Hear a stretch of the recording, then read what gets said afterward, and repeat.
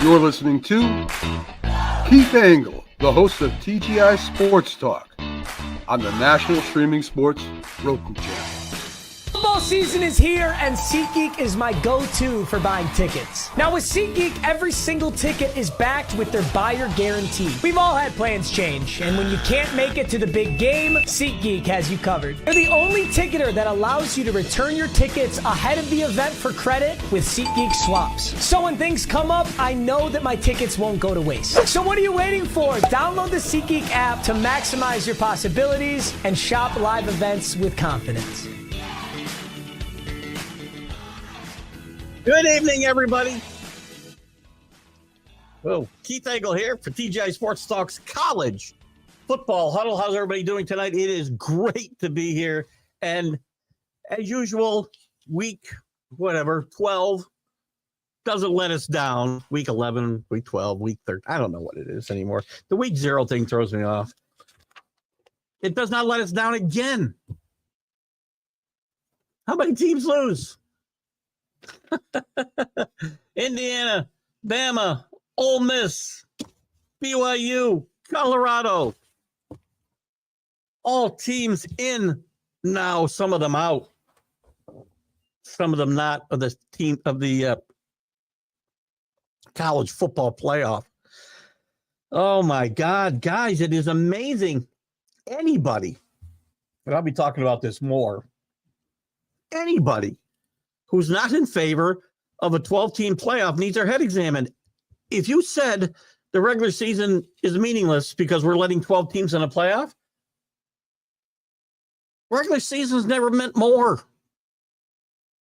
Never meant more. We'll look at who's in, who's out, some of the possibilities.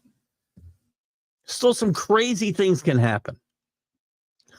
Every week, something crazy happens. How does Bama lose to what has been a horrible Oklahoma team? How does Ole Miss go to Florida, lose to a team that, just 2 months ago, we would have said Billy Napier's getting fired. He's coming back. They beat up. Their defense played great 2 weeks in a row, LSU and then Ole Miss. Knocked both of them probably out of the playoff. Ole Miss still, it's going to be very interesting. We'll have to look at the rankings and see if Bama, who's on the outside now looking in, Indiana still in, but not by much. Clemson is 12, but they're not really 12 because they got to do this differently. Arizona State or the Big 12 winner would be 12. Oh my gosh. Alan's with us, Sooner Magic. Listen, I promised I wouldn't be hard on Brett Venable because he's going through a lot of stuff with his family and his wife and her health, and our thoughts and prayers are with them. You know, they're good people by all accounts, and I have been very not very complimentary of Brett Venable and his time at Oklahoma. This is probably the biggest win, Alan. I think you can agree, the biggest win in Brett Venable's tenure at Oklahoma. Debatable, maybe, I guess, but who knows? I was going to look at some coaching news. I know that we got Mac Brown let go one day after he said he planned to be back next year. He's told he's not going to be welcome back next year. A little awkward at North Carolina. He wanted to stay, his second tour of duty there. He'll coach their last game. It remains to be seen whether he'll coach a possible bowl game. And Kyle Whittingham at Utah is deciding on his future. And we'll look at some of those other possibilities as well down the road here. What's Alan got here? There's talk that if Tulane passes the Big 12 champion rankings, they'll get in over them. No, the Big 12 champion is in.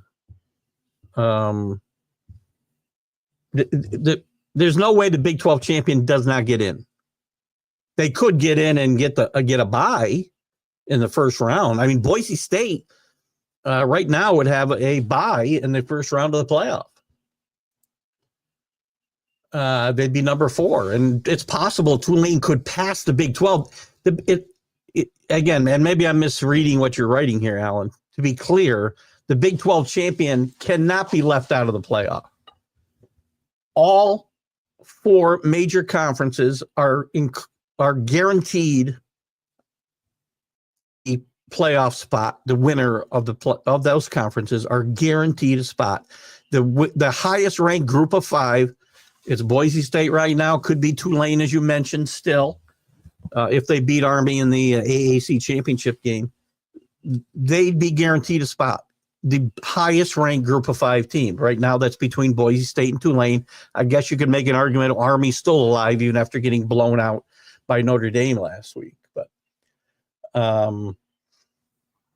so yeah, there's no way they can pass them and get a bye. Right now, Boise State would be that team, and they have a bye. They'd be the 4th ranked team.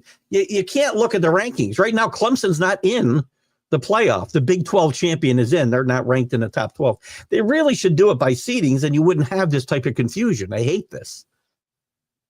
Right now, you've got Oregon 1. We'll be talking about these rankings throughout the show. You've got Oregon 1, Texas 2, Miami 3, Boise State 4. There's your 4 byes. They don't play the first round. You would have where do we pick it up from there? 5. Where is 5? 5 would be Ohio State going to Arizona State. They're, again, projecting they win the Big 12. I'm sorry, that's the other way around. They screwed me up with these rankings. That's Arizona State going to Ohio State. After that, you would have Indiana going to Penn State in a Big 10 matchup. Then you would have Tennessee going to Georgia, and an SEC matchup. These will change, by the way. This is just this week. SMU going to Notre Dame. Those are the teams that are in. Clemson's not in, even though they're ranked 12th. So it gets confusing. I think you're talking about the biggest win that or Texas last year. I think all things considered, myself, Texas is a big win last year. Absolutely right. And then he went in the Red River rivalry. Red River, that's hard to say, right? Red River rivalry is a big win. But to me, just this situation, Oklahoma with a down year, nothing to play for, played for their coach maybe and the coach's wife and family. Maybe there was a lot of extra emotion there. They're having a bad year in the SEC, as myself and others had predicted. This was their playoff game, and they came out and played great football. And maybe it's a precursor to what's coming. A foreshadowing, if you will. Let me see if I can come up with some more cliches. J-Train's with us. Unfortunate about Mac Brown. Agreed. Mac Brown's a classy individual. Had a great career at Notre Dame and Tulane, actually. North Carolina and Tulane before that. He got his big break when he got the Texas job and won a national championship there. Came close to another one. Came back after several years. Surprisingly to everybody, he'd spent, 5 or 6 years in the studio, football studio, and decided to come back to a place he loved coaching at Chapel Hill. It's a beautiful campus, by the way. If you haven't been there, my stepson did his undergraduate work there, and they'd been to this stadium. It's a beautiful, beautiful stadium and beautiful layout. And it's like any college football setting.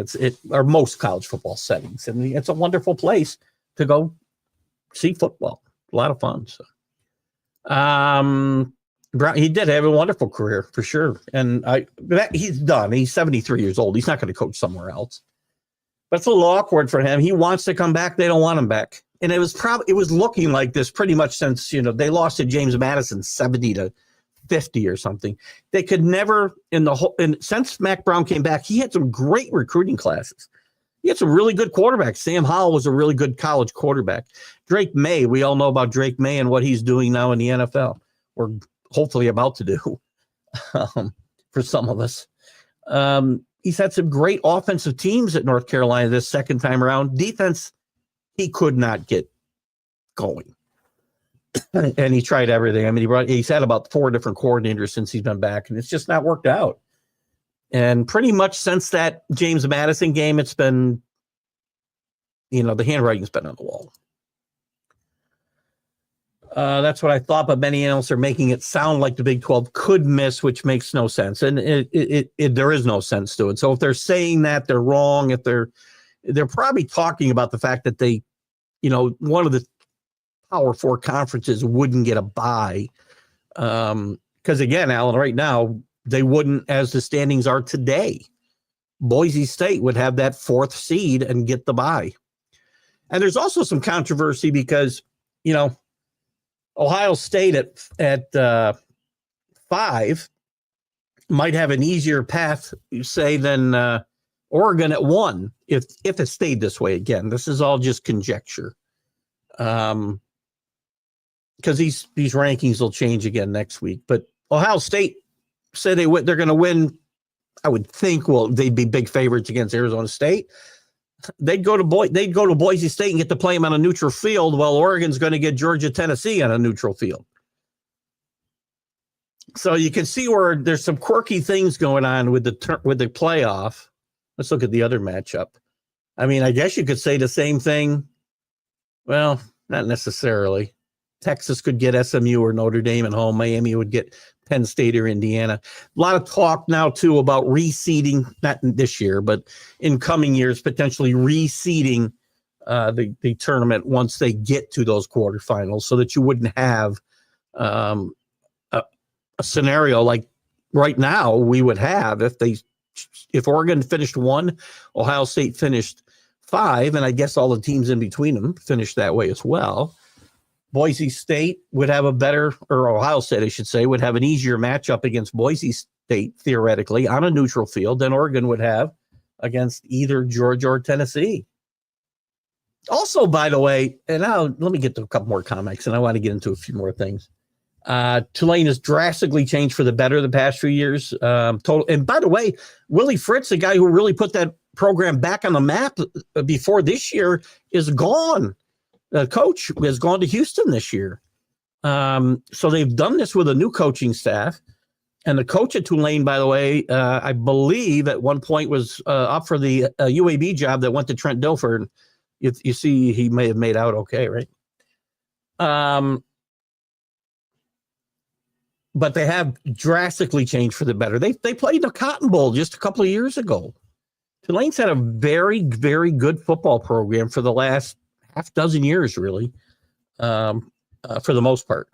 Total surprise that they're even talking about the possibility of them making the playoff. Good point, J-Train. J-Train, James Martin, big part of National Streaming Sports. By the way, I was just on with James on the Professional Sports Show. I've got that right now, Mac. Mac's back, by the way. Good to have him back. They should have let Brown finish the season. He is finishing the season, just to be clear. He's coaching the Tar Heels in their last game. There's just some question about whether he would coach a bowl game or not. It's not but he is or isn't at this point. And there's no given that they're going to a bowl game, right? We don't know what they're going to do. Mac had no quarterback this year. Injuries killed that. I agree, Neil. And by the way, Neil, congrats. Speaking of surprises and why you played a regular season, guys, Neil Bush's South Carolina Gamecocks are the epitome of why you played a regular season.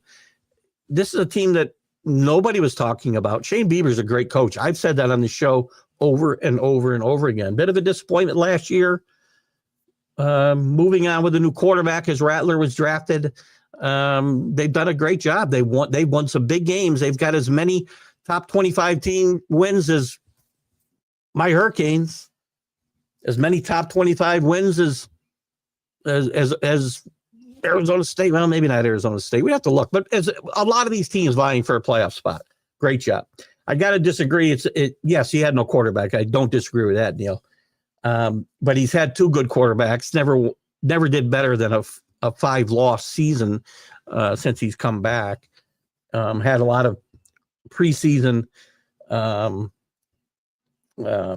hype a couple of those years and just couldn't get it done. The defense killed him.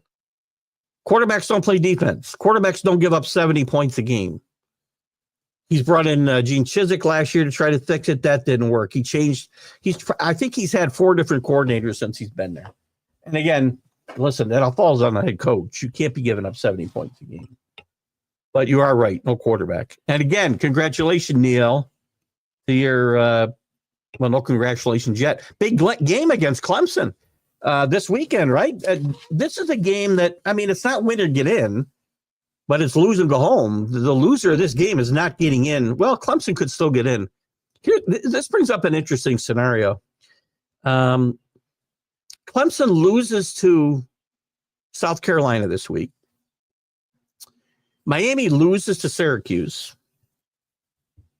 SMU loses this week, but still plays in the ACC championship game against Clemson. Clemson wins. Clemson's in the playoff. Is SMU or Miami getting in? I'm saying no.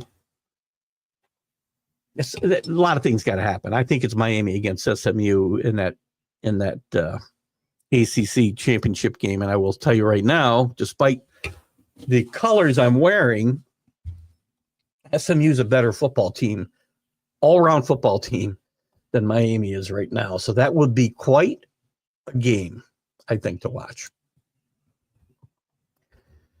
Here's the thing. SEC really did to themselves. No excuses. Agreed. This is what happens when you put super conferences together. Maybe not, though. The Big Ten did the same thing. And maybe they're not as strong from top to bottom, Alan. But the top, I will say this. I don't think there's a great team in the SEC this year. I don't think Texas is great. I do think Texas will win out. I don't think Georgia's great. I don't think, obviously, Bama's not great. These teams are all really good. And they beat each other up. And here's another thing. You've gone to so many teams that you did away with the divisions. When you do away with the divisions, you end up with all these nutty freaking playoff tiebreakers that we have to look at, right? The divisions made that a much clearer, but you can't play divisions if you're going to have 18, 16, 18, 20 teams in your conferences, because you'd have teams play each other once a decade, from the other conference or the other divisions. So the SEC, again, we knew there'd be some unintended consequences. And the SEC, it's an example of it. And the Big Ten may be the team that gets rewarded. You may see the Big Ten with more bids.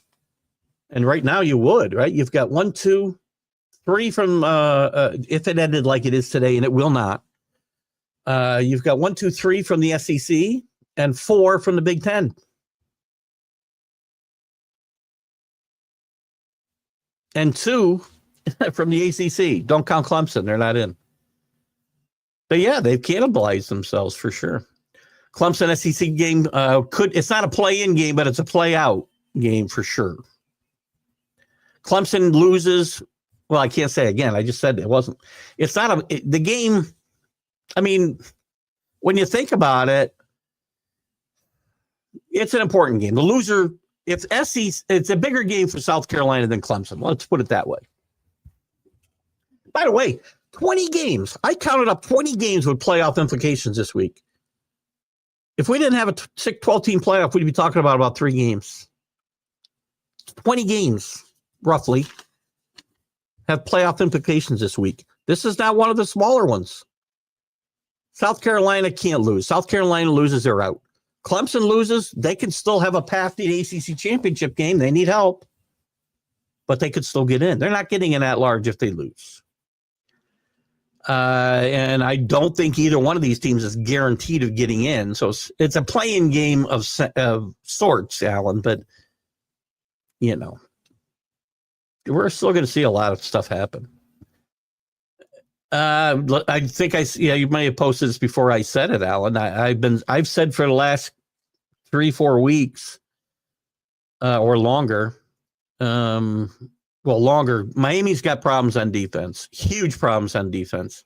And I've said the last 2-3 weeks, at least, SMU is a better football team all around than Miami. That doesn't mean Miami can't go beat them. They're going to have to beat them about 60-55 because they're not going to stop. This SMU is a well-rounded team. They run the football as good as anybody in college football, in my mind. They've got 2 quarterbacks, so if one gets hurt, they're not dead there. They won with 2 different quarterbacks this year. They're well coached. They play defense, especially very good opportunistic defense, and they're a good football team, and they're fun to watch too. Georgia's the only SEC team you can see. Well, here's the thing. Georgia's at 8. Georgia's got Georgia Tech this week. Georgia doesn't want to lose that game. And Georgia Tech, probably, they shouldn't have a problem with Georgia Tech. I'm not saying they will. But we've seen this Georgia team let down already twice this year. And as far as 3-loss teams, let me take a look. I do think Bama's not done yet, by the way. And you can say it's because of whatever else. But if you've got Georgia, I mean, here's the thing. If Georgia loses a third game, most likely it's going to be because they played and lost in their conference championship game. And that's a litmus test too. Are you going to be penalized because you played an extra game? You're going to find out. Because if Georgia does lose, it's either Texas or Texas A&M they're playing, right? That's all set in stone. Tennessee's got Vanderbilt left. They're probably going to win, but who knows? So you could end up with Georgia with 3 losses, Clemson with 3 losses. That one's easy, Georgia over Clemson. But if I say Georgia gets in because head-to-head they beat Clemson, well, if they finish tied with Alabama, how do I say Alabama isn't in because they won head-to-head over Georgia? What matters most? We don't know. There's no or Ole Miss who they lost to, for that matter, right? What matters more? And the committee there's no clear cut. I have not seen any clear cut evidence that they feel one way or the other that head-to-head means more than strength of schedule, that good wins mean more than bad losses. And I do think they give good wins more credence than bad losses, and maybe they should. But all these teams have had bad losses. You think, I mean, just because Georgia lost to Alabama and Ole Miss doesn't mean they weren't bad losses. They fell behind 26-0 or 28-0 against Alabama. They played horrendous football against Ole Miss. Now, Alabama played horrendous football against Oklahoma. Much lower ranked opponent, I get, than Georgia. So again, head-to-head means more than strength of schedule. I'm not so sure.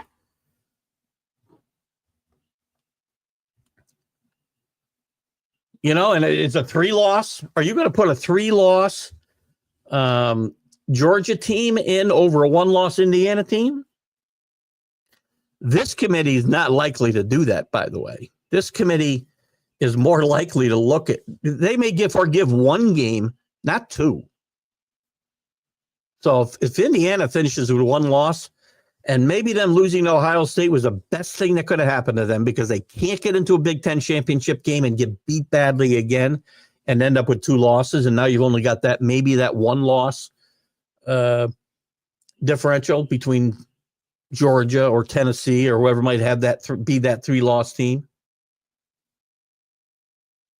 Clemson won't get in with 3 losses. South Carolina, theoretically, again, Alan, to your own point, could get in with 3 losses. They're 15th right now. If they beat Clemson this week, close out their regular season, 9-3, and let's see, they'd have to jump ahead of Alabama. Might be tough to do. Might be tough for South Carolina to leapfrog. They'd go ahead of Clemson. It might be hard for them to leapfrog either Ole Miss or Alabama without them losing another game, and they're not going to, most likely.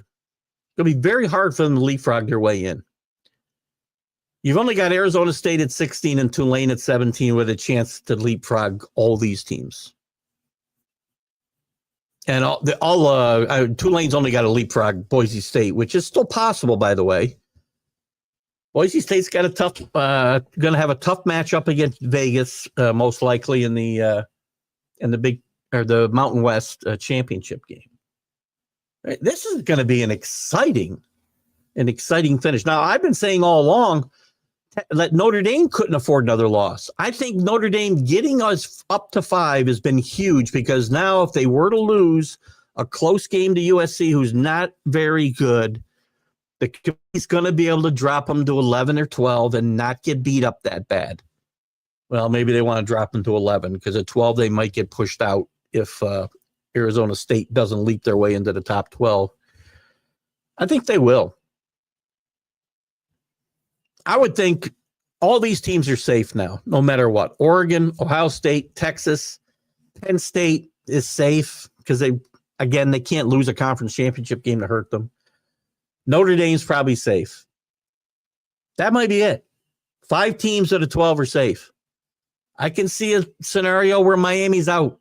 I can see a scenario where Georgia's out, Tennessee's out, SMU's out, Indiana's out, Boise State's out.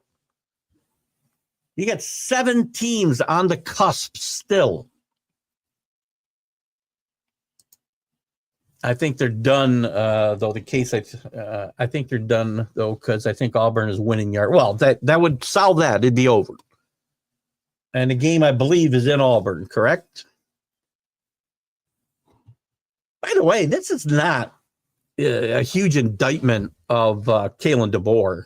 I mean, nobody thought he was coming in here and win a national championship this year, but now I'm hearing all about Alabama fans being upset with Kalen DeBoer because he doesn't coach the same way. He doesn't dress the same way. He doesn't talk the same way as Coach Saban. Do you know that Bear Bryant, I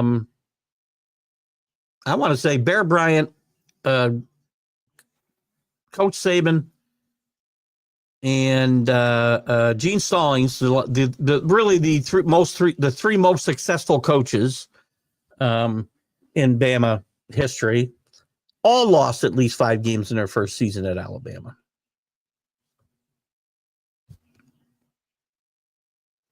So, listen, it's not an easy place to coach. People think, Coach Saban had it made. He was at Alabama. He's the greatest coach of all time for a reason, because he's a great coach. It took them 20 years to replace Bear Bryant. Perkins, no. Bill Curry, no. Mike Francione, no. Shula, no. Who am I missing?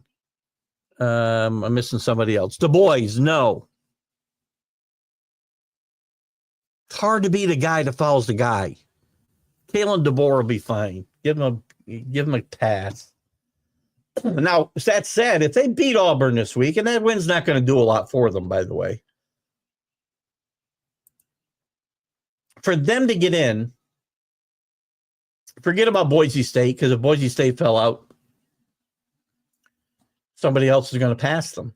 Arizona State, BYU, Iowa State, one of them, even Colorado's still mathematically alive to get to the Big 12 championship game. One of those teams is going by Alabama. So they've really got to hope for, Georgia, Tennessee, SMU, Indiana. Indiana's at 10. I am not confident that if Indiana goes and beats what they got, Purdue this week. I think they got Purdue. Yeah, they got Purdue. Alabama's got Auburn on the road. Clemson loses to SEC, or to SC, South Carolina. Alabama might very well be back in the mix if they have a win against Auburn.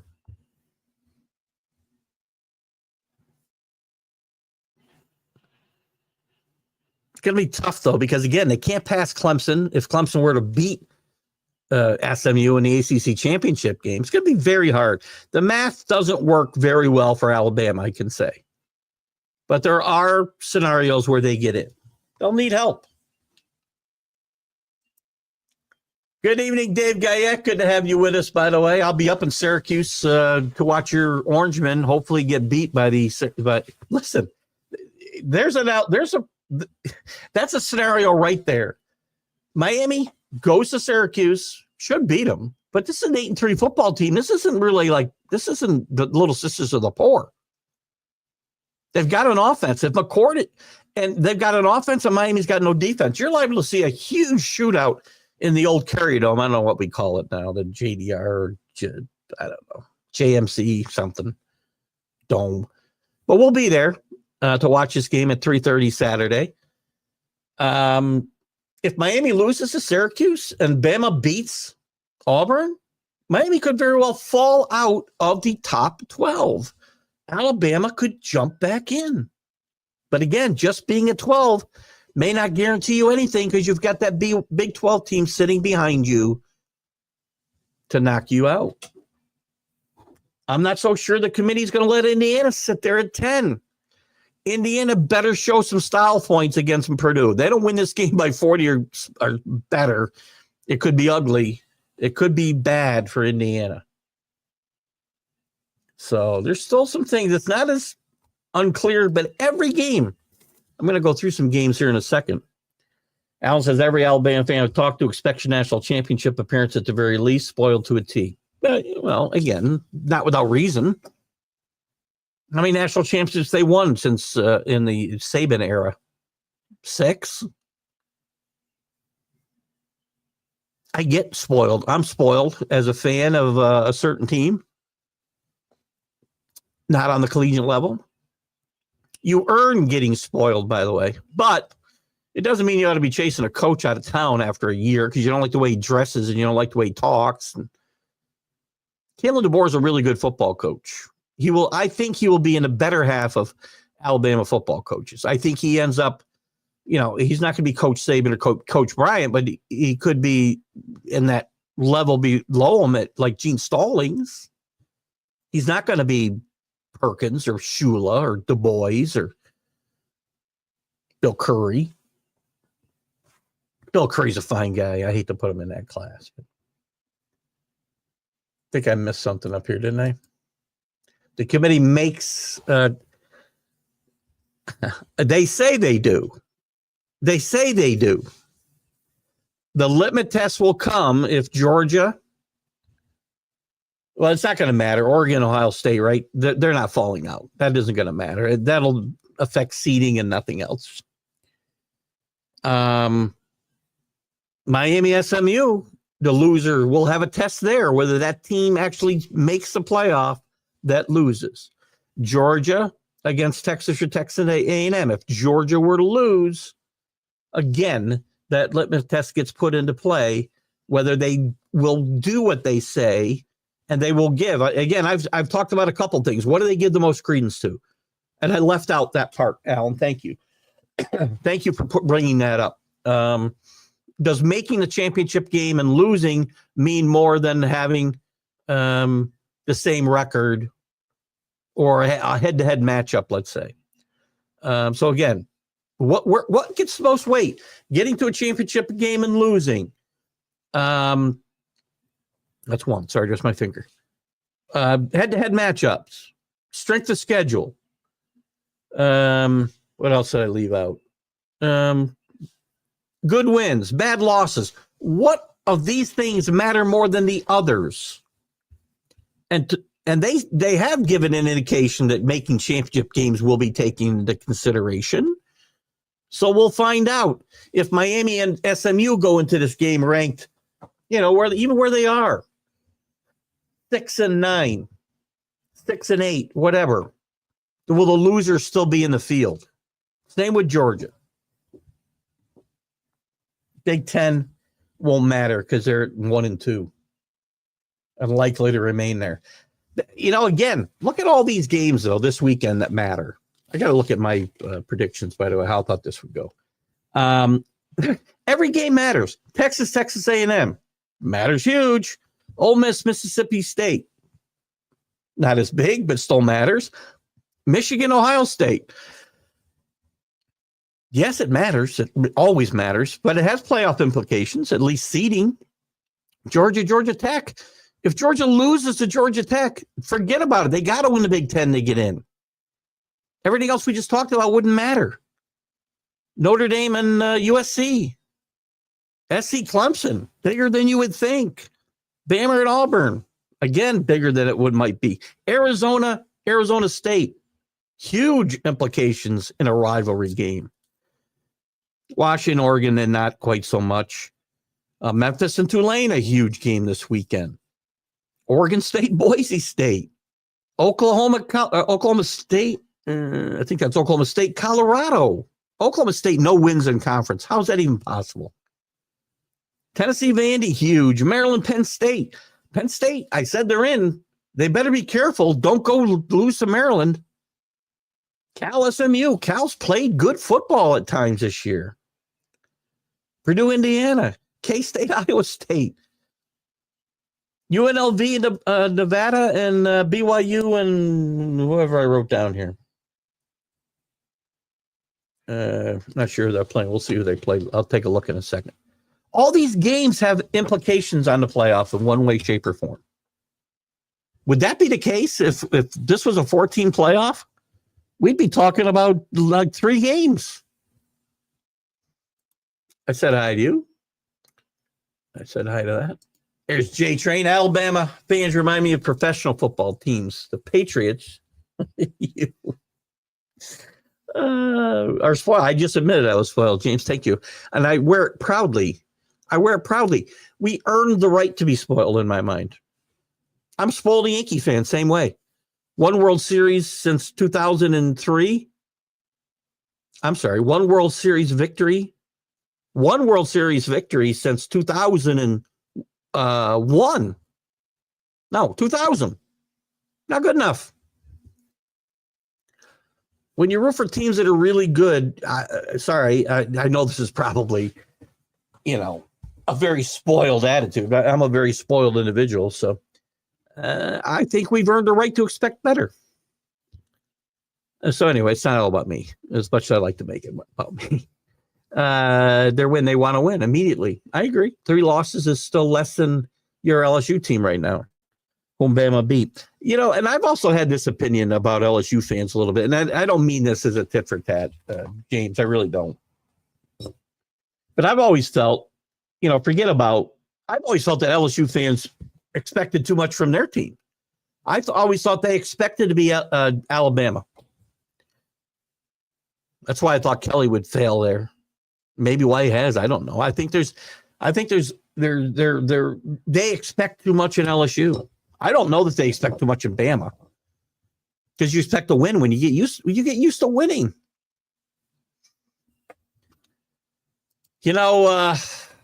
Robert Butler from the Sports Scope. I never even welcomed I didn't do my top of the show welcome to everybody. Welcome you guys watching on Facebook and YouTube and Twitter. Watching on Roku on the National Streaming Sports Show. I didn't give my shout out to Ralph Williams at RW Media. Check out Ralph's stuff, especially the Sports Corner with Smoke and Jim Frazier every Tuesday, 4 to 6 p.m. Eastern. The groups that let us share, John Gonzalez at Sports Authorities, great group. Flo and the gang at Bottom Line Sports, Let's Talk Sports. Ken Krause at Golf Buds, Sports of All Sorts. And all the great college football groups that'll let me share this. And I'm in a great podcast. I've joined some great podcast communities that have boosted the viewership of this show tremendously. My Facebook viewership it's through the roof, and I wish I could get it to be that way on YouTube and Twitter. And I don't know how to make that happen the way I do on Facebook by relationship building. Anyway, to Robert's question. Who do I like in that Texas game? Boy, I'll tell you. I like Texas. Let me look at the line. I like Texas to win the game. Texas A&M has played great up until the last couple of weeks. Things started to get iffy. Mike Elko, great coach, great replacement for Jimbo Fisher. They've had some quarterback issues. All right, let me get here to hang on one second. I want to see what the line is. I'm really not sure what I'm doing with this game yet, and I'm going to go through the ESPN picks yet too. We'll pick every game though this weekend that I just talked about. Where the heck is that game? So it's Saturday night. This game often is played on Thanksgiving night. Texas is 5 at Texas A&M. It's tough to give up 5 in this rivalry. This is going to be a close fought ball game, I think. Texas, or is Texas now getting it together? There's two things. Texas, we talk about teams that haven't played anybody. or beat anybody. Has Texas beaten a top 25 team? I think this game's close. I think Texas wins, but I think Texas A&M might cover. Teams currently ranked. Georgia lost. Vanderbilt, are they still ranked? I don't think they are. Nope. They have not beat a team currently ranked in the top 25. But is this an underachieving team that is now starting to reach its potential? Because they played really good football recently. Cam Ewers has been the Cam Ewers we expected to see. More expected to see, I think. It's a tough one. I really don't know what I'm going to do. I'm going to say Texas right now. But my logic is not backed up by what I just talked about, is it? Are they a more talented football team than Texas A&M? I definitely think so. I'm not sure that they're better coached. I'm not sure if they're more motivated. Happy Thanksgiving to you, AC, and happy Thanksgiving to everybody who's watching tonight, by the way. Again, at the top, I was so excited because I saw that we were actually being shared where we're supposed to be being shared. In fact, I didn't check out one place. I didn't wish everybody a happy Thanksgiving. Tomorrow's Turkey Day, guys. Hope you got something fun planned. I hope you're doing something fun with your family and friends or whoever it might be. Be safe, whatever you're going to do. We're going to have a quiet day as we had our early Thanksgiving last Saturday or a couple Saturdays ago. When did we have that? Whenever we had it, because all the kids and my dad and my stepmom, they go to my stepsisters and we don't go up there. As a rule, it's mostly, it's a lot of family on the other side that we don't really know. I don't want to go, but my dad and Jeanette came down here. My mother-in-law will go to our wife, my wife's sister, and so we had everybody here to the house, and we'll go out to dinner, and we have a quiet day, and then Christmas decorations, which are almost up now because it's so late for Thanksgiving. I have a big rule that stuff can't go up before Thanksgiving. People can do what they want, but I think it's a big no-no. I got the stuff out for my wife. She got most of the decorating done today. I'll do the outside probably Friday morning. Then I'll meet my good friend Rich Edwards for some lunch at Druthers Friday. Anybody's around wants to have a beer, pop in. I'll be over there about 12:30. Got to get back for the college or the MLB update at 3:00, but we'll do that, and then we'll be at the Miami Syracuse game on Saturday.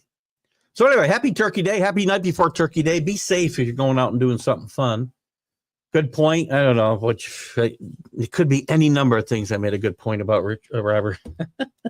Actually, it's more like a blind squirrel finding a chestnut, J Train. James thinks the expectations at LSU have more to do with Saban. That's a good point, as he brought a championship to him in 2002. The last before that was 1958 or 59. They hated, well, you did have one with that great football coach, Ed Orgeron. That was more about Joe Burrow and Joe Brady, wasn't it? The hate is real about him coming back to Bama. West rival. Well, there is no more West. Good point. I almost think we're at the point where everybody in the SEC has overinflated expectations for their team. Except maybe one or two teams. Ole Miss, yup. Let's go through the SEC and see who doesn't have overinflated expectations. And I'm going to tell you, you'll be surprised. Texas has overinflated expectations, yes, based on their long ago history.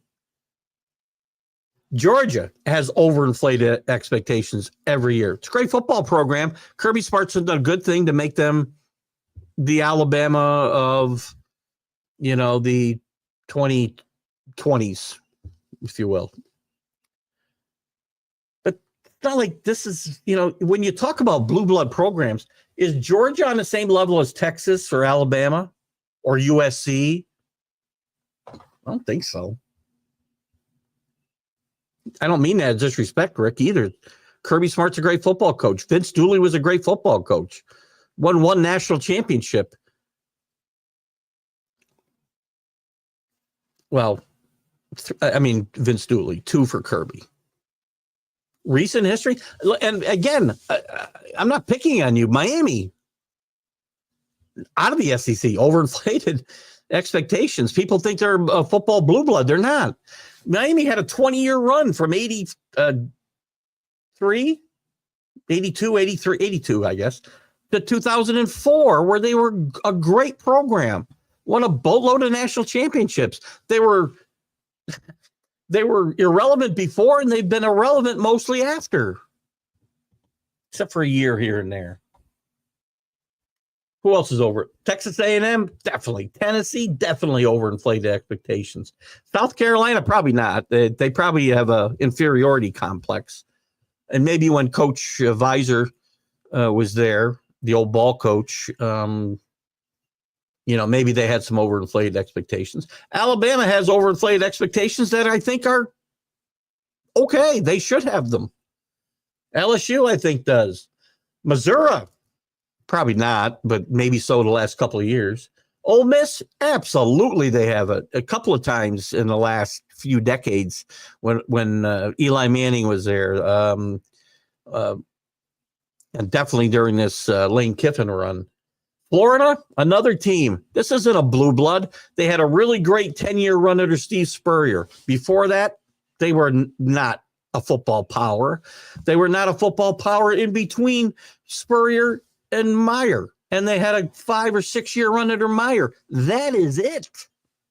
Overexflated. Arkansas, yes, believe it or not. Vanderbilt, no. Oklahoma, absolutely. Sorry, before they came to the SEC, I would have said warranted. Now I say no. Again, this is a football blue blood that is drowning.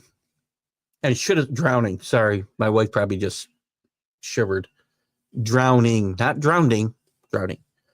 But again, I don't think Georgia is a blue blood in the way Oklahoma is or the way Nebraska is. Now, Nebraska has become irrelevant. I'm talking about in the entire history of college football. That's all I'm saying. Auburn, absolutely overinflated expectations. Kentucky, not so much. Mississippi State, not so much. Carlton, good to have you with us. What is this AM? What is that? How are you, buddy? Good to have you with us. Georgia wants anybody. I prefer A&M. You prefer to play A&M? I think I would too. I do think, again, I think Texas, again, I went through the schedule. I showed you they hadn't beaten a top 25 team, and they have not. I mean, some of these teams were ranked at the time they beat them, but they haven't beat a team currently ranked. But I do think it's the most talented team. I think they're more talented than Georgia. I don't think they're better coached. I don't think they're better coached than Texas A&M. I think I'm not a big fan of Steve Sarkisian. I think this is a very good example of what happens when you have a very talented football team that is under motivated, under coached, under something. I don't know what. And it's unfortunate. And Robert, by the way, Robert from Sports Scopes will be coming up here in about 10 minutes on the Roku channel. This show will go off, and Robert will start his show at 8 o'clock. We do have another half an hour that you can catch when we replay this show, either at midnight tonight or midnight tomorrow, or even Saturday morning at 9 a.m. And our guest Friday, we're going to have Bob Hildberg on Friday, who will be talking to us about, you guys will love this, New England Patriots history. He's written several books about the Patriots organization from the beginning in 1960. He's been a lifelong fan, as I have been. I have not written books. I have talked and talked and talked about them until I'm blue in the face.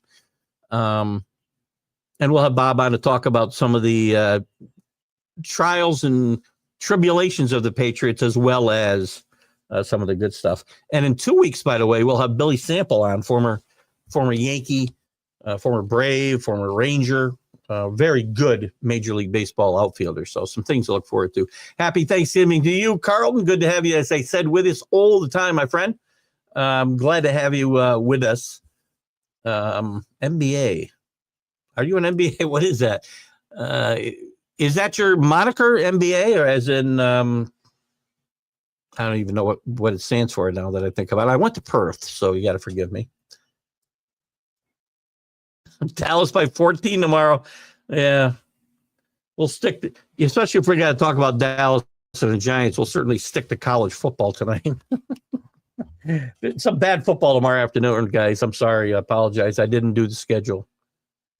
But, yeah, I think the Giants will get beat up tomorrow. Georgia's top tier. Listen, Georgia might fall into that same category as Texas, to be honest with you. Underachieving. Nobody, again, they're at 9-2. It's not a horrible football season, right?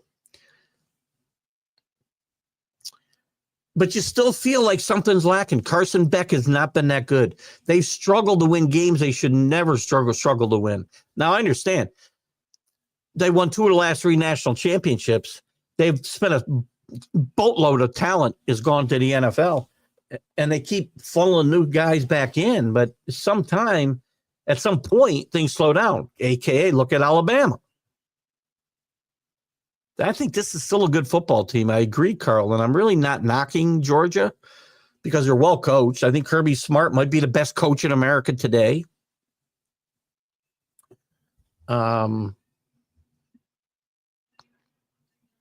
Now that Coach Saban is gone, obviously. It's going to be very interesting.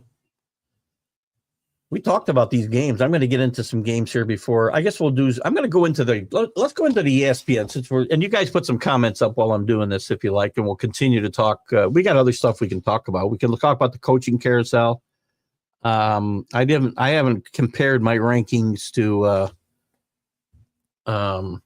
the actual rankings, the ones I put out Sunday during the Stream of Consciousness show. But let's look quick at the college football pick'em tournament we have with on ESPN.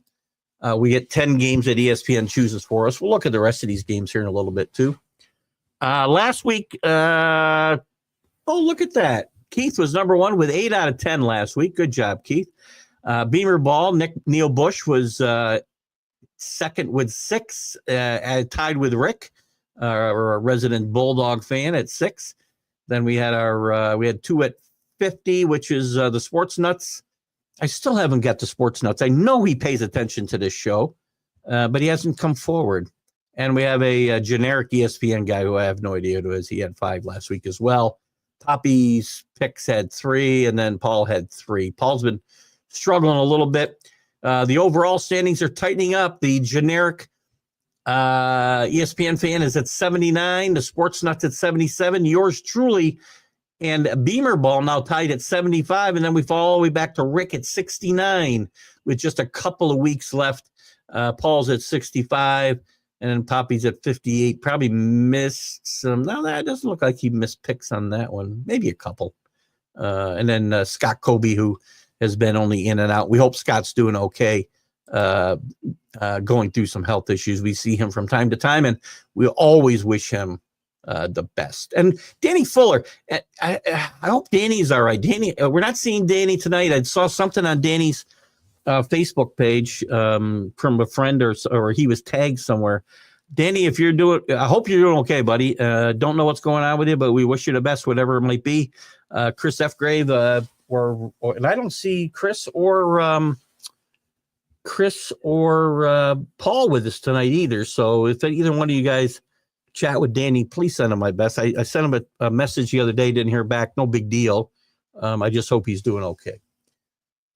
Ralph Williams is with us. Happy Thanksgiving to you, to Ralph. As I mentioned, Ralph does a lot of great stuff with RW Media out of Pittsburgh, a big Steeler and Panther Pirate fan, I'm sure.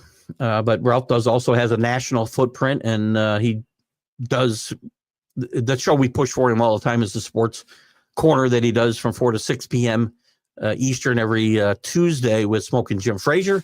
Yours truly's been a guest on that show, and we always have lots of fun with Ralphie and Big Jim. Ralph, your Panthers were in the race and took themselves out of the race very nicely the last couple of weeks, and maybe put Coach Nardozzi right back on the hot seat. Not really sure, but we'll see. So anyway, I was going to make my picks. These are the picks on ESPN. Then we'll pick some other games. We'll go through the other games as well. We got South Carolina and Clemson. The game's in Clemson, Death Valley. I'm going to have to take Clemson in this game. This, again, remember, with no points in this ESPN pool. I'm going to take the red-hot Kansas Jayhawks, who have single-handedly thrown the Big 12 race into chaos. Over the suddenly resurgent, I think 5 in a row, Baylor's won under Dave Aranda. One of the good questions is, who's done a better mid-season turnaround of their teams? Lance Leopold at Kansas, Dave Aranda at Baylor, or Billy Napier at Florida, or somebody else. I mean, Leopold's Kansas team is playing some great football. They ran for more yards than Colorado gained the entire game last week. That game was not as close as the final score. They beat up BYU pretty good the week before. Baylor's hot and at home, but I'll take Kansas to continue to be the team we thought they'd be. One of the favorites to win the Big 12 this year. Now they're playing spoilers. Staying in the Big 12, West Virginia goes to Texas Tech. We'll take the Red Raiders against the Mountaineers here. Louisville will go to Kentucky in a interstate rivalry. I'll take Kentucky. That's going against the trend, but I'll take Kentucky in this game. I will definitely take Notre Dame to beat up on the USC Trojans out in California this week. I'll take Western Kentucky over Jacksonville State. We'll take Georgia Southern over Appalachian State. We'll take Texas over Texas A&M. I'll tell you, I hate picking against A&M at home, especially at night, but we'll take them. Kansas State travels to Iowa State. Iowa State still with hopes to get into the Big 12 championship game. They have a very convoluted tiebreaker there. Right now, Arizona wins and they control their own destiny. I think the same with Iowa State, but I'm not positive. James Madison will also take over Marshall. That's the 10 picks there, and we'll get into some other games here in just a second as well. Oh, what else we got going on? Let's take a quick look here. How did I get into MLB scores? The last score I have is 7-6. Dodgers Yankees. Let's look at the top 25 games. Again, I said every one of these games has got some kind of playoff implication. Memphis and Tulane. Memphis has got I think tied for third. By the way, East Carolina's really turned their season around too with their interim coach. What the heck is his name? They just made him the full-time coach now. Yeah, it's not coming to me. But anyway, Memphis is a very, very good football team, and Tulane better not sleep on this. Tulane is already headed to the AAC championship game against Army. And the winner of that game still alive if Boise State should falter and fall back out of that 12 spot. Actually, the 11 spot I think they're in right now. Boise State, speaking of Boise State, they're going to get Oregon State. Kind of a league game, but not. One of the top rusher in college football with over 2,000 yards rushing, 27 touchdowns. Giante and Boise State should handle. I'll take Tulane, by the way, in that Memphis game. Not sure they'll cover the 13.5. Boise State minus 19 against Oregon State. I like them. I don't know that they'll cover that game. Oklahoma State winless in the Big 12 after being a lot of people's favorites to win this conference. We'll take them to we won't take them. We'll take Colorado to win this game and stay alive, mathematically anyway, against Oklahoma State. We'll take the Buffaloes here. Ole Miss will take to beat Mississippi State, maybe even cover the 26. Georgia Tech and Georgia. It's at Georgia. I think I said earlier it was at Georgia Tech. I misspoke. And by the way, we say goodbye to all the Roku people right now. We're going to take Georgia in this game. Notre Dame will take to beat USC. Don't know if I like the number there, 7.5. Maybe the 51.5 is a bet. Miami minus 11 against Syracuse. 67 is a big over number, but I might like the over in this game. Ohio State, Michigan, always a big game, regardless of records and standings and whatnot. Michigan can make their season by beating Ohio State and still potentially keeping them out of the Big Ten championship game. Penn State could still get in there. Is that correct? Let me make sure that's accurate before I say something that, I'll get called out for by Mr. Dragula. Right? Oregon, we know, is in. Jeez, I don't know. I mean, if Michigan should beat Ohio State, it comes down to tiebreakers again between Indiana and Penn State. It's going to be common opponents. I think Indiana has a tiebreaker. Not sure. Indiana would not benefit from playing in the national or in the Big Ten championship game. They just wouldn't, because they're going to get beat. And they could find themselves out of the playoff. What else we got here? Tennessee goes to Vanderbilt. Vanderbilt's beaten good teams this year. They've been very good. They've been ranked at times. They're 6-5, 3-4 in the SEC. I'm sure they'd love to finish at 500. South Carolina, Clemson, huge game. Huge game. Maybe more so for South Carolina. They're a 3-point dog at Clemson. I like Clemson in this game, but do not count out South Carolina. Well coached under Shane Beamer. Where'd our viewers go, man? We just plummeted. Did the power go out on the East Coast? Illinois at Northwestern. It's a tough night because all of the people my age are out partying night before Thanksgiving. Oh, we got out here. AC with a like. Ginger, Ashton, Robert. Where was I? Illinois goes to Northwestern. There's one top 25 game that has no relevance at all in a playoff. Maryland and Penn State. Maryland got off to a decent start this year. Mike Loxley might be in trouble. Penn State still alive for the Big 12 championship or the Big 10 championship game. They need a lot of help. We'll take Penn State in that game. A lot of points to cover, though. SMU, big favorite against California at home. I'll take SMU. Alabama, big favorite against Auburn. I did say earlier I thought that game was in Auburn. Sorry, Alan, I'm now taking Alabama because Auburn's not at home. They're going to they're going to travel to Alabama for that. Well, I guess they are both in Alabama. They're traveling to Tuscaloosa. Boy, you know where they're playing. Arizona State goes to Arizona. Boy, would that make Arizona's season? The Rock knocked the red-hot Arizona Sun Devils out of contention for the Big 12 championship. Arkansas goes to Missouri. Missouri's won like 6 of the last 7 in this matchup.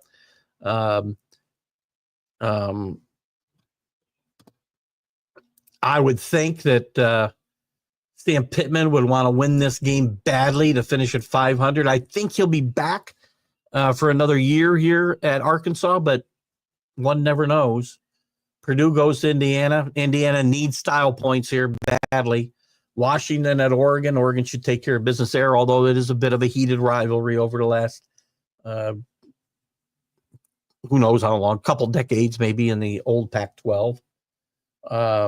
Texas A&M, maybe the biggest game of the weekend. The winner goes to the SEC championship game against Georgia.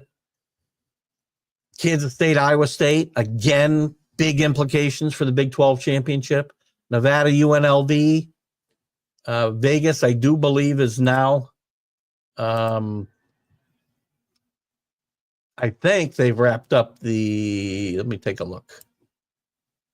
Yeah, I believe it is. If Boise State's done in conference.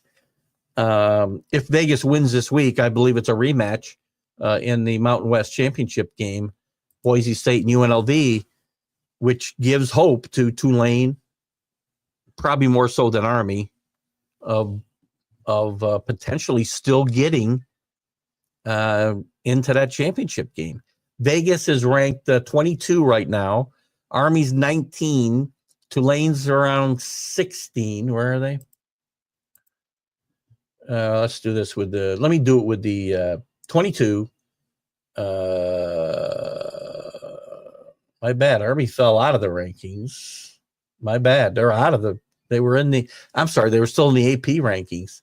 They're out of the college football rankings. It's going to be very hard because if Army were to beat Tulane and Vegas were to beat Boise State, which is what they need to happen, I don't think they're going to leapfrog Vegas. Vegas would get into the championship game in that scenario. Interesting stuff. And we also have Houston at BYU. BYU needs a win in the worst way. BYU, Iowa State, Colorado, Arizona State, all still alive for that Big 12 championship game in a couple of weeks. Just wild.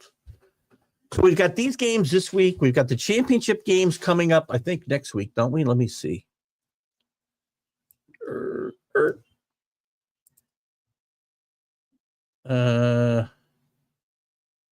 Wow.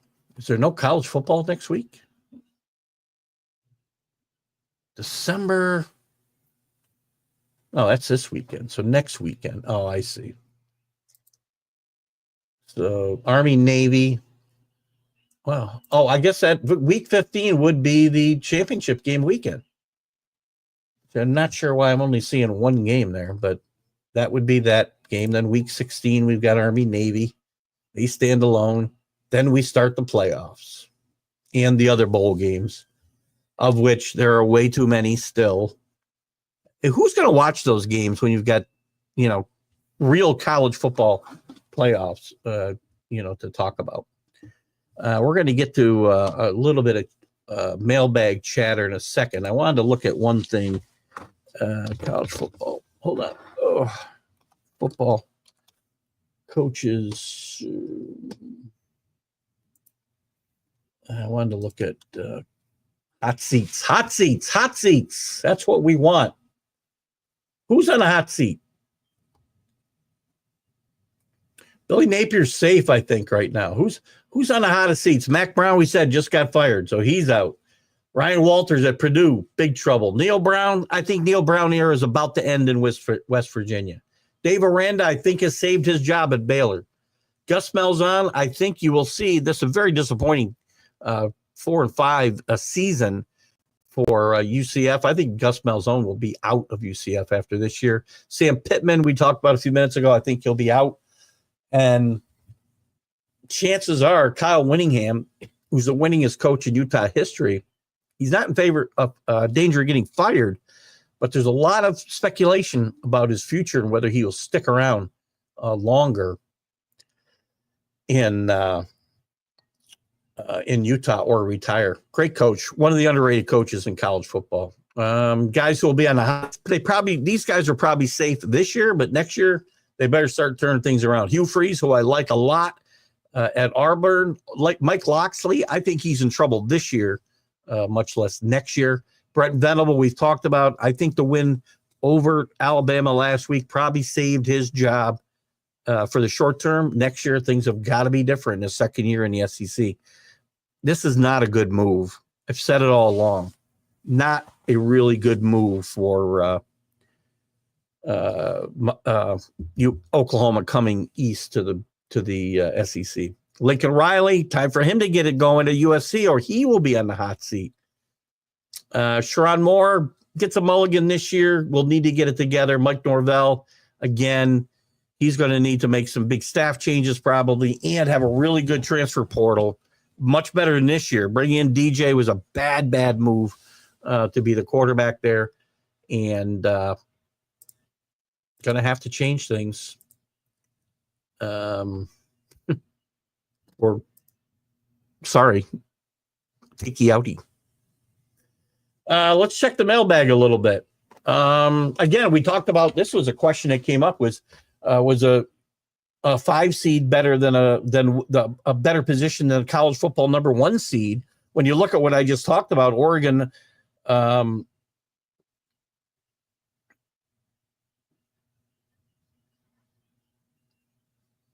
this isn't what I was talking about.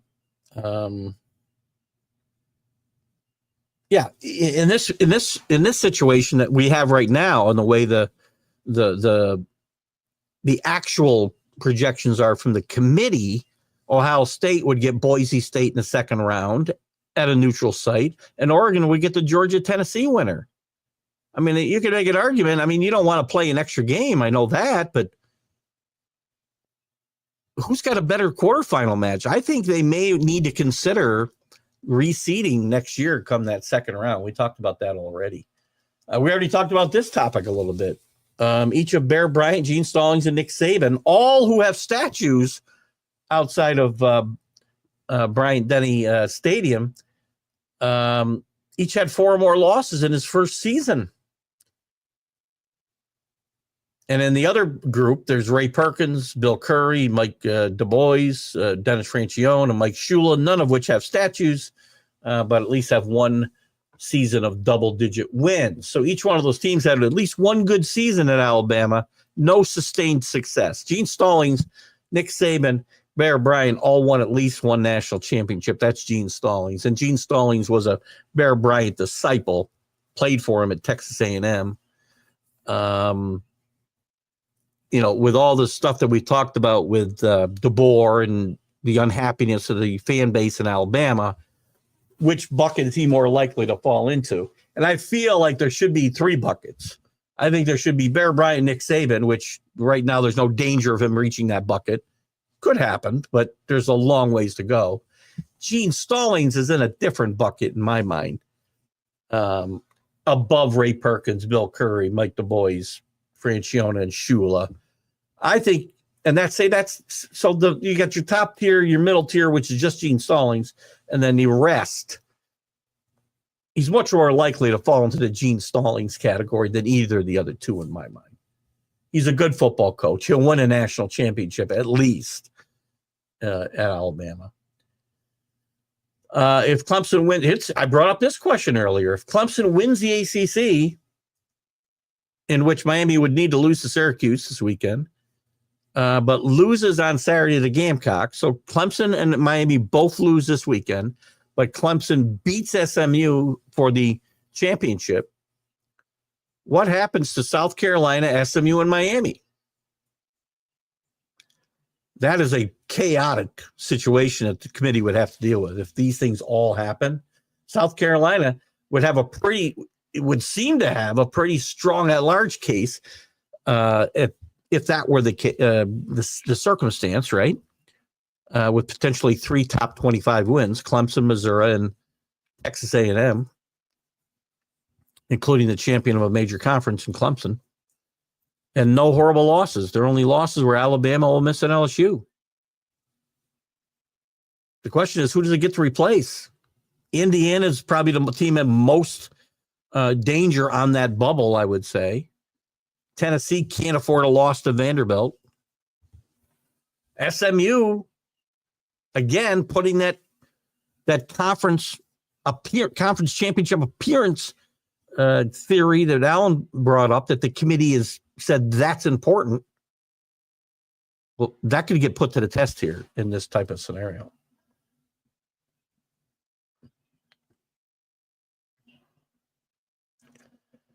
What else? This is a good question. Would you rather be Mississippi State with all that SEC money or Oklahoma State with Big 12 money? It does seem inevitable that big-time SEC schools will probably start paying the Mississippi States of the world a smaller share of the revenue, which would probably kill any chances that it could move to the top tier of that league. But Oklahoma State's in a league where they should not have many years like they had this year where they win no games. They should be in contention for conference titles more often than not, and there shouldn't be that many down years. But you're not going to have the kind of money that you would get as Mississippi State. So the money, and we always say follow the money, right? The money's what matters. I don't know if it is or it isn't. I want to win. As a football coach and a player, I want to win. If I'm the AD, I would think I want to win because I'm not keeping my job if I don't. But again, you need the money. And the power conferences get you eyeballs. And, if the Big 12, there's some interesting numbers I'm looking for here. We got revenue sharing coming next year, right? So Mississippi State would get around $20 million to spend, but you need to bring in money to spend money, correct? So you need that type of money to be able to recruit. But also the exposure. We knew the Big Ten would have, that all day on Fox, which they've had from like noon till midnight as a conference is spread across the country. But we didn't anticipate ABC devoting an entire Saturday to the SEC, which it has. And did you know this? The ACC has only two conference games on ABC, so over-the-air television all season. Miami, Louisville, Miami, Duke. The Big 12 has had 0 games on over-the-air television. I'm sorry, on ABC. They also have a contract with ABC. They did get some games on Fox. But SMU, the team in first place in the ACC, has not had a game on the over-the-air television all year, while Purdue, the worst team in the Big Ten, has been on 4 times. Arizona State, the Big 12's highest-ranked team, will make just his second over-the-air appearance this week on Fox. So being in these bigger conferences brings you more than just money. It brings you exposure and helps you recruit kids. So right now, it really feels like, I heard this analogy earlier that the Big Ten and the SEC are the big band, right? They're Luke Combs if you're a country fan, or they're the Beatles, I guess, if you're an older fan, or I don't know, somebody who was hot pop today. You're what's her name? Travis Kelce's girlfriend. The hell's her name? Isn't that terrible that I can't even remember her name? Who cares? Anyway, they're the top act, right? At this there's a huge music festival going on, and you've got your main stage with your big band or acts. And then you've got these side stages where these other acts are playing, and that's the ACC and the Big 12 and all these other conferences. That's what it feels like. And you've seen it play out on TV this year. Big 10, SEC, wall-to-wall coverage on ABC and Fox and CBS all day and night, and ESPN, where you've had about six games from the ACC and the Big 12 hit over-the-air coverage. That means they're all on ESPN or ESPN Plus or whatever. Or the ACC network, which is still ESPN or whatever. Oh, God. We talked about this too as well. The large conferences and no divisions. It makes for all these messy tiebreaker situations. You don't have a neat little, okay, the East plays the West or the North plays the South. But you can't. If you're going to have 16 or 18 team conferences, how are you going to make divisions work. When your teams from the other division, you're going to play every 10 years or something. It's not going to work out. So you have to have these ridiculous one division conferences and messy tiebreaker scenarios. So the SEC is barely avoiding like 6 teams having 2 wins to determine who goes to their championship game. They lucked out last week where Georgia suddenly is locked in, and Texas A&M is a very neat win and get in scenario. Otherwise, in fact, I said 6 teams could have been tied with 2 losses. And who knows what the tiebreaker looks like then.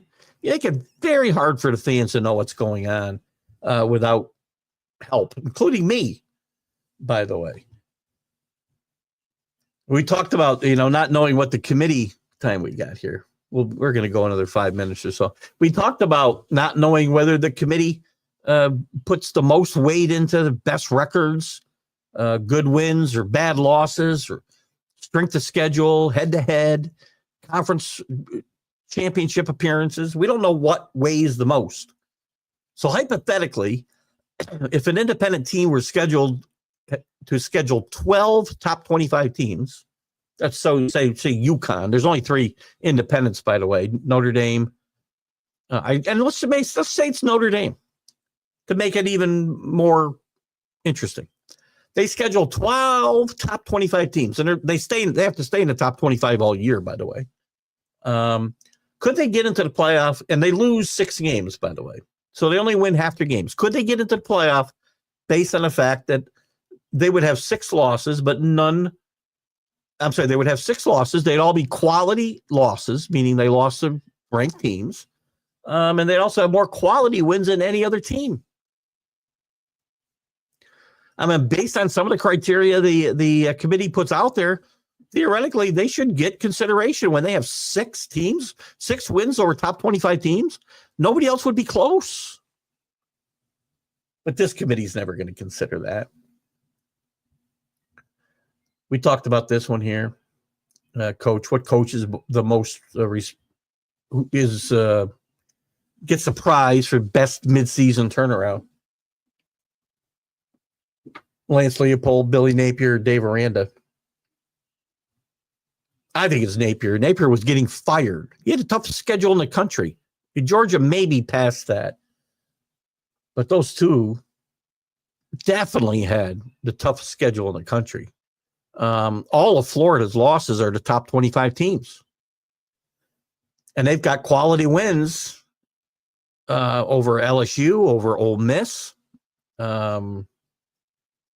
recently. And as I said, Dave Aranda started off like 0-3 or 1-3, and they're now 7-4. They've done a good job. Lance Leopold Kansas team was picked to win the Big 12 by a lot of people.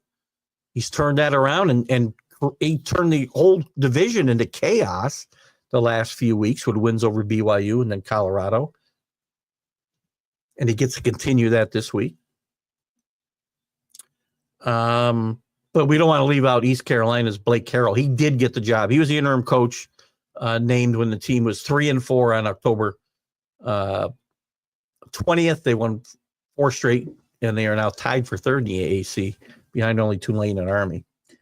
Anyway, great jobs there. We went through these coaching situations. We got great games this weekend, guys. Right from Thursday night. Do we have games Thursday? Let me check this out. Where's my schedule? Here's the schedule. Let's get back to this week. What week are we in? Week 14. So I was so wrong at the top here, huh? FBS, let's take a look. We have games. Thursday, we only have Memphis and Tulane. We used to have games Thanksgiving night, but the NFL's taken that over. Friday, Black Friday's always been a big day for college football. The matchups are not what you've normally seen in the past, but we do have about, you got Mississippi State, Ole Miss. You got a lot of games. You got about 12 games on Friday, and you will have an NFL game as well. Remember the old days when I was a kid? I mean, you got Texas A&M on Thanksgiving night almost every year. I think Ole Miss and Mississippi played Thanksgiving night. Black Friday was always Oklahoma and Nebraska. That Saturday was Michigan and Ohio State. And where have those days gone? It's been a fun day, guys. Our crowd bugged out early. Our commenters bugged out early, but we carried on. We thank everybody who did come in and contribute tonight. We still got a few big weeks of college football to go, and we are excited to be here and bring you all the lowdown. So, guys, I will see you on Friday with Bob Hildberg, Patriot historian. We'll talk to him for about an hour at 9 a.m., and we'll be on with the MLB update, I believe, at 3 p.m. Friday. There could be a little glitch there. We'll see how that goes. And we'll see us Sunday with the stream of consciousness. You guys have a great Thanksgiving. Be safe. And remember all the things in your life that you have to be thankful for. Guys, Keith Engle, the TGI Sports Talk College Football Huddle. We'll see you next week. Football season is here, and SeatGeek is my go-to for buying tickets. Now with SeatGeek, every single ticket is backed with their buyer guarantee. We've all had plans change, and when you can't make it to the big game, SeatGeek has you covered. They're the only ticketer that allows you to return your tickets ahead of the event for credit with SeatGeek swaps. So when things come up, I know that my tickets won't go to waste. So what are you waiting for? Download the SeatGeek app to maximize your possibilities and shop live events with confidence. You're listening to Keith Engle, the host of TGI Sports Talk on the National Streaming Sports Roku channel.